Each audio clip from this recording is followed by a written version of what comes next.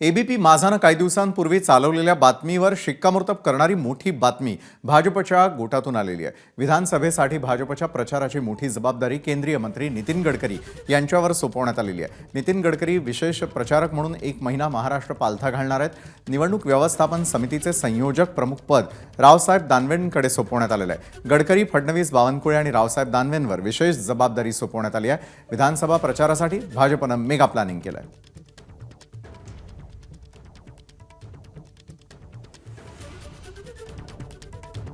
भारतीय जनता पार्टीने महायुती करता जो प्लान केला आहे,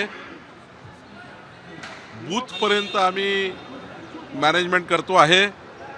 माननीय देवेंद्रजींच्या नेतृत्वामध्ये आम्ही 21 लोक त्या ठिकाणी महाराष्ट्रामध्ये वेगवेगळ्या समित्यामध्ये काम करणार आहोत। माननीय भूपेंद्र यादवजी आमचे प्रभारी आहे, अश्विनी वैष्णवजी आहेत आणि नितीन गडकरीजी यांनी सुद्धा मी त्यांना विनंती केली, पक्षाने विनंती केली आहे, राज्याच्या भाजपाने त्यांनी सुद्धा 1 महिना या निवडणूक प्रचारामध्ये पूर्ण वेळ द्यावा।